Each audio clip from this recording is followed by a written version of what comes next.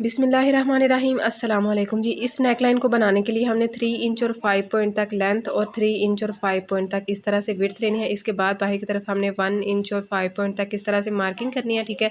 और इसकी भी हमने राउंड शेप बना ली है। थ्री लेयर्स इसकी आएंगी। अगर आपने 4 बनानी है तो 4 भी आप बना सकते हैं। ट्रेसिंग व्हील की मदद से इस तरह से आप इसको ट्रेस कर लें। अगर नहीं तो स्केल की मदद से या सीजर नहीं आपने यूज़ करनी है, इस तरह से ये जो सुई होती है ना जो मशीन में हम लगाते हैं उसकी मदद से आपने इसके साथ थोड़ा सा इसको प्रेस करेंगे ना तो उससे भी क्रीज बन जाएगी। अब इस तरह से फ्रंट साइड के ऊपर हमने इसकी कर लेनी है मार्किंग। इसी मार्किंग के ऊपर हमने लेस लगानी है।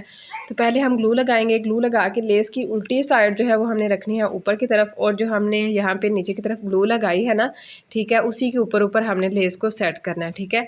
दो साइड जो है वो हमने यहाँ पे सेट कर लेनी है। अब इसका जो सबसे ईजी मेथड है ना वो ये है कि इस तरह से आपने इसको टर्न करके अच्छे से प्रेस कर लेना है और इसके ऊपर आपने यहाँ पे इस तरह से सिलाई चला लेनी है।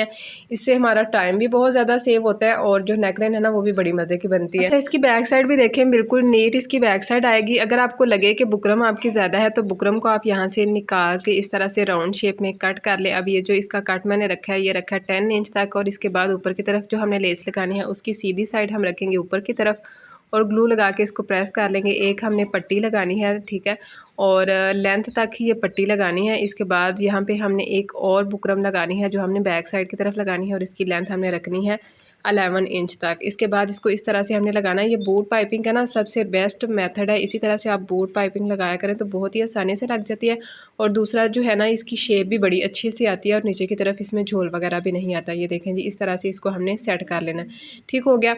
अब इस तरह से हमने इसकी नेक जो है ना वो रखनी है 6.5 इंच तक। तो अगर आपने 7 इंच तक रखनी है तो आप उतना निशान लगा के जो है इसको फोल्ड कर लीजिएगा, और जो हमने इसमें पट्टी लगानी है उसको भी आपने प्रेस करके फिर स्टिच करके फिर नीचे की तरफ लगाना ताकि हमारी फिनिशिंग जो है ना वो बहुत ही नीट आए।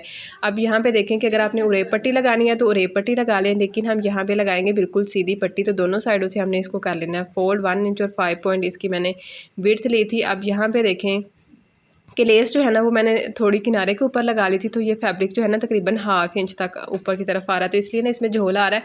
तो कोई मसला नहीं, इसको ना हम यहाँ पे इस तरह से बैक साइड की तरफ करके ना तो इसके ऊपर हम यहाँ से हैंड स्टिच लगा लेंगे और इसको बिल्कुल नीट कर लेंगे, ठीक है। तो इससे भी आप देखिएगा कि बहुत ही नीट इसकी नेकलाइन बन जाएगी। बाकी इसकी डिटेल एक जो वीडियो है ना वो भी मैंने शेयर की हुई है। अगर आपको यहाँ पे किसी स्टेप की समझ नहीं आती तो आप मेरे चैनल पे जाके उस वीडियो को देख सकते हैं। अगर मज़ीद इस तरह के इन्फॉर्मेटिव वीडियोज़ के लिए चैनल को सब्सक्राइब कर लें, बेल आइकन को प्रेस करके ऑल पे